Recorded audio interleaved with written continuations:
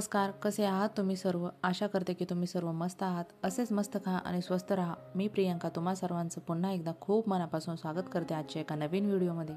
नवीन दिवस, नवीन सुरुवात. मुलांची स्कूल आहे, टिफिनची तयारी चालू आहे आणि ते जरी सगळ्या भाज्या खात असले तरी रोज टिफिनला काय द्यायचं हा एक मोठा प्रश्न माझ्यासमोर रोजच असतो.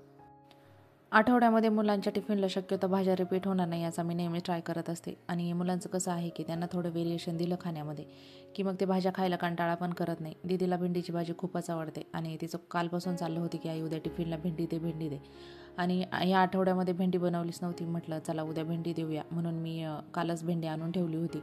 रात्री कट करून पण ठेवली होती जेणेकरून सकाळी ती बनवायला उशीर होणार नाही. व्हिडिओला सुरुवात तशी लेटच केली. भेंडी बनवायला टाकली आणि पीठ मळायला घेतलं. आणि सकाळी सकाळी पीठ मळायचा खूपच कंटाळा येतो, पण काही दुसरा ऑप्शन नसतो, करावंच लागतं ते. पीठ मळून झालं तोपर्यंत दीदी पण उठली होती. आणि मुलांचं असं आहे की ते सकाळी उठल्यावर पहिल्यांदा किचनमध्ये येतात आणि मग मी त्यांना किचन ओट्यावर असं बसवत असते.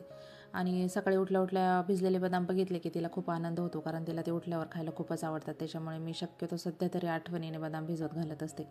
आणि ते तर आहेच आहे, पण तिने कढईमध्ये नंतर भेंडी पण बघितली, त्याच्यामुळे तिला खूप आनंद झाला आणि लगेचच म्हटली आई वाव भेंडी. तर म्हटलं हो, आज मी टिफिनला भेंडीच देणार आहे. त्याच्यामुळे ती खूप खुश होती. सचिन आज खूप लवकर उठले होते, त्यामुळे त्यांचा चहा आधी झाला होता, त्यांचे ते करून पिले होते. आणि दुसऱ्यांदा जरी चहा बनत असला तरी तो माझ्या एकटीसाठी बनत नाही, त्यांना पण तो परत प्यायचा असता. त्याच्यामुळे मी परत दोघांसाठी चहा ठेवला. मुलं आता बऱ्यापैकी स्वतःचे कामं स्वतः करतात आणि भिजवलेले बदाम दीदीकडे दिले की तिचे ते सोलून खात असते. तिला ते स्पेशली सोलून द्यावे लागत नाही. दक्षू पण तोपर्यंत उठला होता. दक्षूला आता बदाम अजिबातच आवडत नाही. तो तर त्यांच्याकडे बघतसुद्धा नाही. आणि मग त्याला काजू आवडतात तर त्याला काजू द्यावे लागतात. कधी मी रात्री भिजवत घालत असते पाण्यात, किंवा मग जरी भिजवत नाही घातले तरी सकाळी धुवून ते त्याला देत असते, मग तो व्यवस्थित खातो. सकाळी सकाळी जर सचिनला काही काम नसेल तर मुलांची अंघोळ त्यांच्याकडेच असते आणि मग त्यांना कपडे मी घालून देत असते. स्वयंपाक पण तोपर्यंत माझा झाला होता. दीदीला अंघोळीला पाठवलं आणि लगेच मी टिफिन भरायला घेतले. सकाळी उठल्यापासून मुलांची आणि सचिनची खूप मस्ती चालू असते आणि काहीतरी जोक झाला होता, त्याचंच त्यांचं डिस्कशन चालू होतं. एक्झॅक्ट आठवत नाही आहे मला आता ते, पण त्याच्याचमुळे आम्ही ते हसत होतो. दिदूची अंघोळ झाली, तिला स्कूल युनिफॉर्म वगैरे घालून दिला. त्याच्यानंतर दक्षू अंघोळीला गेला आणि तो जो मधला वेळ होता त्यात म्हटलं चला आता यांचा टिफिन वगैरे व्यवस्थित भरून घेऊया. स्कूलच्या वॉटर बॅग भरून घेतल्या, त्याच्यानंतर त्या बॅगमध्ये ठेवल्या. आणि मग त्याच्यानंतर सचिन त्यांना स्कूलमध्ये सोडवत असतात, किंवा मग जर मला वेळ असेल तर मग मी जाते. असं दोघातून एक काहीतरी होतं. मुलं स्कूलला गेल्यानंतर घरातली जी छोटी मोठी कामं आहेत, झाडणं असेल किंवा मग मशीन लावणं असेल, हे सगळं मी आवरून घेतलं. सचिन पण बाहेर गेले होते, त्यांचं काहीतरी गाडीचं काम होतं. सोबतच काल मॉलमध्ये जो किराणा भेटला नाही तो पण मी त्यांना आणायला सांगितला होता, कारण मग घरामध्ये बऱ्याच अशा गोष्टी होत्या ज्या पूर्णपणे संपल्या होत्या. त्याच्यामुळे मी त्यांना सोबतच किराणा पण घेऊन यायला सांगितलं होतं. आणि आल्यावर त्यांनी मला ताक बनवायला सांगितलं होतं, कारण बाहेर सध्या इतकं गरम होतं, इतकं ऊन पडतं, त्याच्यामुळे थंडगार काहीतरी प्यायची इच्छा होत असते. मग मसाला ताक नाही पण नॉर्मल ताक मी बनवताना दोघांसाठी बनवलं होतं, ते घेतलं. पोर्चमध्ये तर सध्या खूपच ऊन येतं आणि सगळ्यात शेवटी शक्यतो मी पोर्च झाडण्याचं काम करत असते, कारण मग पोर्च झाडताना एवढं गरम होतं आणि त्याच्यानंतर कधी आंघोळ करेन असं होतं. आज पण मी तसंच केलं. घरातली सगळी कामं आवरली आणि शेवटी पोर्च झाडला, त्याच्यानंतर आंघोळ केली.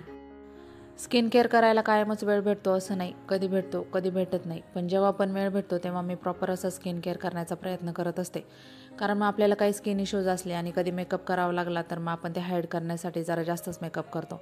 त्याच्यामुळे मेकअप जरा ओव्हर होतो आणि मला असं वाटतं की स्किन जर आपली नॅचरली चांगली असेल तर तेवढा मेकअप करावा लागत नाही. त्याच्यामुळे मी जमल तसं स्किन केअर करण्यावर भर देत असते. स्किन केअरसोबतच मी हेअर केअरकडे पण थोडंफार लक्ष देत असते, द्यावंच लागतं, कारण इथे आल्यापासून हेअरफॉलचा खूपच इश्यू होत होता.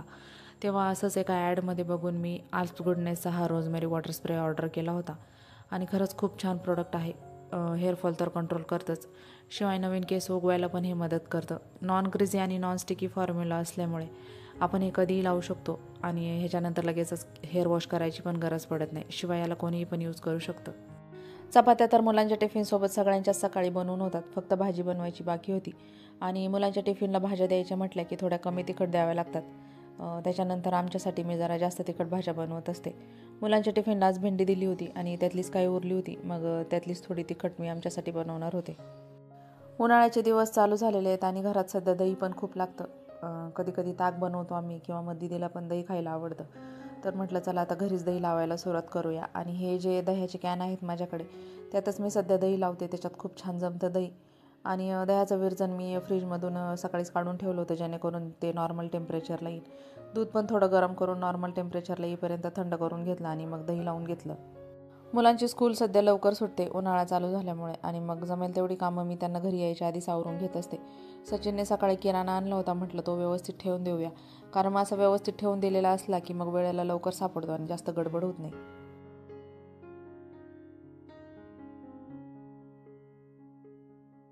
मुलं दुपारी स्कूलवरून आले की त्यांचं आवरल्यावर ते थोडा वेळ झोपतात आणि मग परत एक्स्ट्राच्या कामांना थोडासा वेळ भेटतो.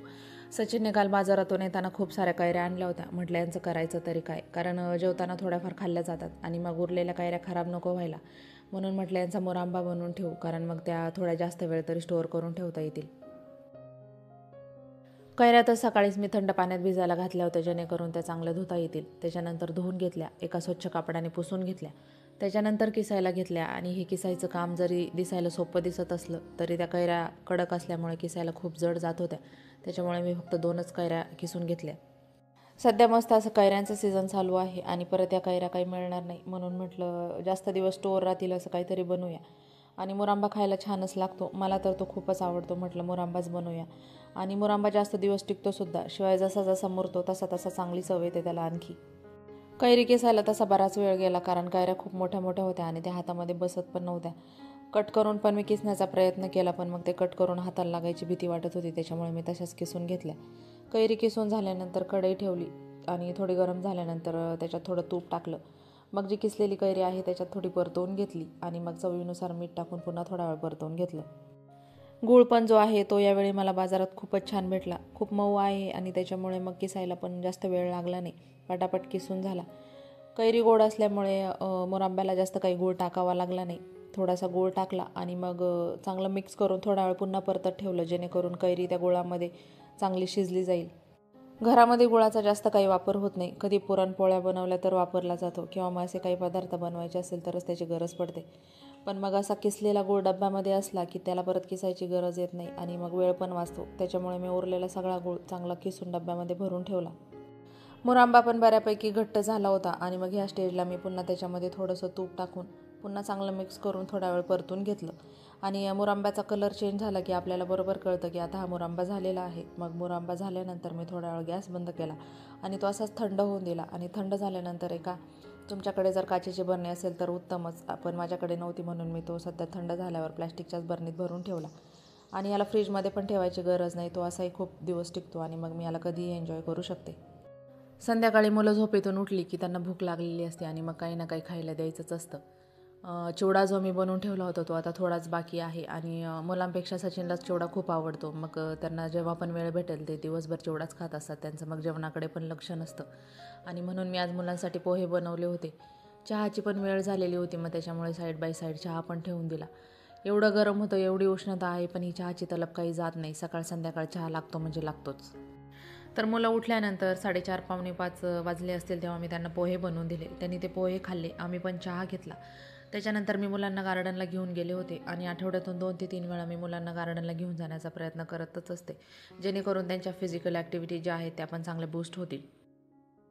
मुलांना गार्डनमध्ये घेऊन गेलं की त्यांना तिकडे त्यांचे खूप फ्रेंड्स भेटतात. मग ते एकमेकांसोबत खेळले की त्यांचं माइंड थोडं रिलॅक्स होतं, आणि मग त्यांचा घरातला चिडचिडेपणा पण खूप कमी होतो. त्याच्यामुळे मी त्यांना गार्डनला घेऊन जातच असते.